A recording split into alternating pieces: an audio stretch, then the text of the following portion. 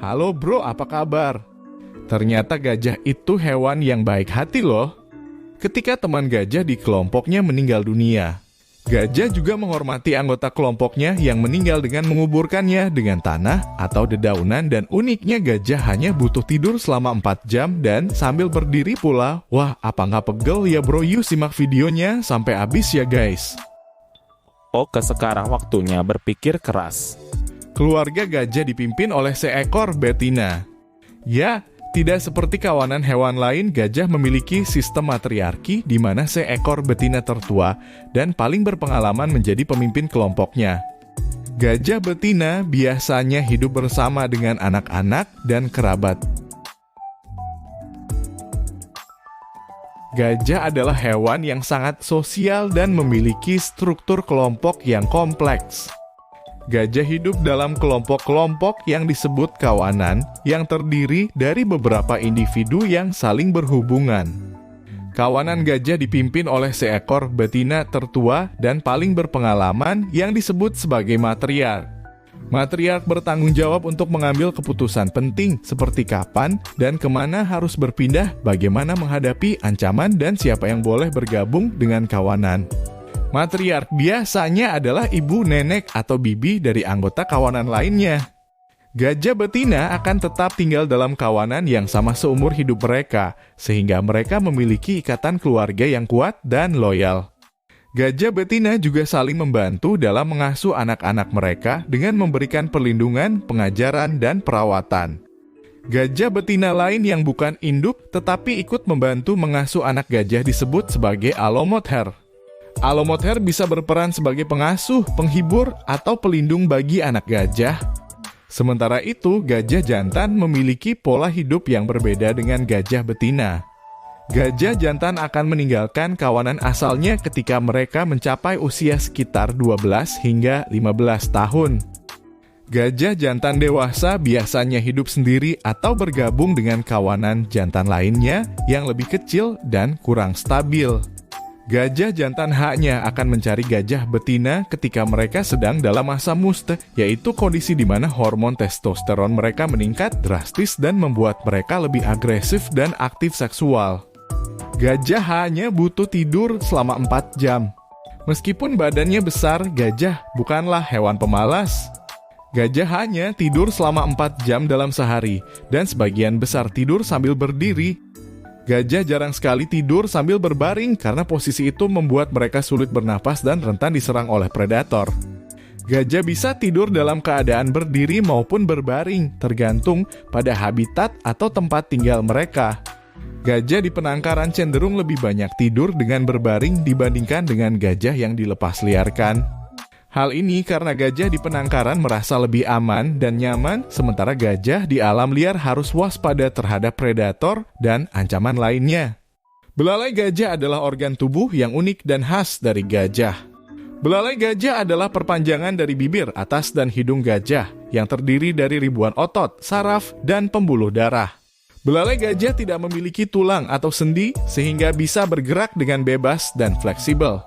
Belalai gajah bisa mencapai panjang hingga 2 meter dan berat hingga 140 kg. Belalai gajah memiliki banyak fungsi dan kemampuan yang luar biasa. Berikut adalah beberapa di antaranya. Bernapas, belalai gajah berfungsi sebagai saluran pernapasan utama bagi gajah.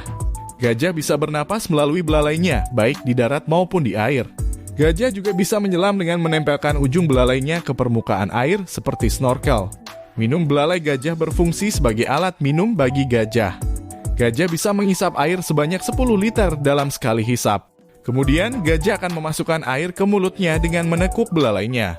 Makan, belalai gajah berfungsi sebagai alat makan bagi gajah. Gajah bisa mengambil makanan seperti rumput, daun, ranting, buah, atau kacang tanah dengan menggunakan belalainya. Ujung belalai gajah memiliki tonjolan yang bisa melakukan gerakan halus seperti mengambil koin atau memecah kacang tanah. Mencium, belalai gajah berfungsi sebagai alat penciuman bagi gajah. Gajah memiliki indera penciuman yang sangat tajam, bahkan lebih baik daripada anjing. Gajah bisa mencium bau makanan, air, teman, musuh, atau bahaya dengan menggunakan belalainya. Berkomunikasi, belalai gajah berfungsi sebagai alat komunikasi bagi gajah. Gajah bisa mengeluarkan suara seperti terompet, mendengus, mendesis, atau mengaum dengan menggunakan belalainya. Suara ini bisa digunakan untuk menyampaikan emosi, peringatan, atau perintah kepada sesama gajah. Bermain, belalai gajah berfungsi sebagai alat bermain bagi gajah. Gajah suka bermain dengan belalainya, baik sendiri maupun bersama temannya. Gajah bisa menggulung-gulungkan belalainya, menyemprotkan air atau debu, atau menggigit-gigit belalainya.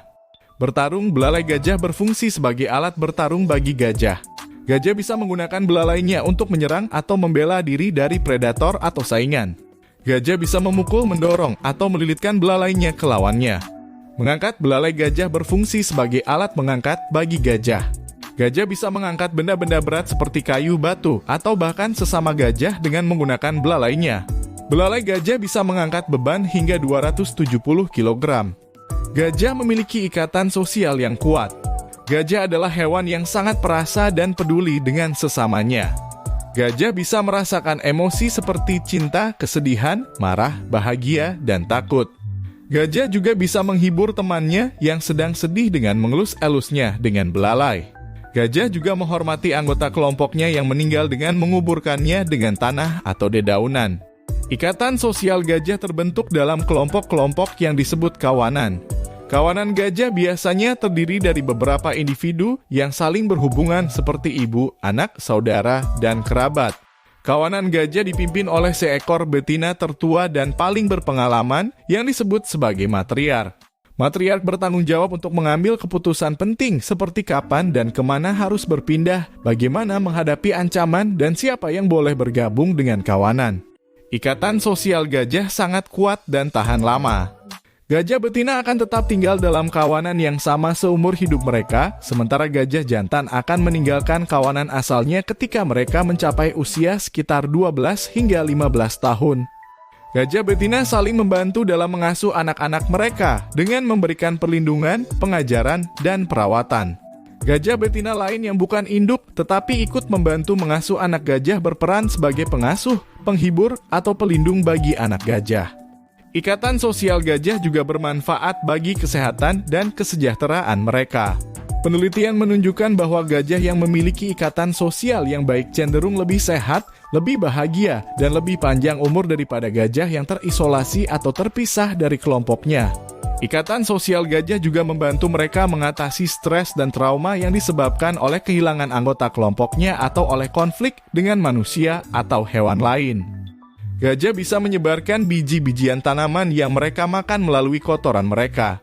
Biji-bijian ini kemudian bisa tumbuh menjadi tanaman baru yang menambah keanekaragaman hayati di hutan. Gajah juga bisa membuka jalan bagi hewan lain dengan merobohkan pohon atau meremukkan ranting. Hal ini bisa menciptakan padang rumput atau sabana yang menjadi habitat bagi hewan-hewan herbivora seperti rusa, kijang, atau kerbau. Selain itu, gajah juga bisa menggali lubang untuk mencari air bawah tanah yang kemudian bisa diminum oleh hewan lain atau menjadi sumber irigasi bagi tanaman. Gajah juga berperan sebagai produsen oksigen dan penyerap karbon dioksida dari udara. Gajah bisa mengonsumsi sekitar 136 kg makanan per hari yang sebagian besar adalah tumbuhan hijau yang mengandung klorofil.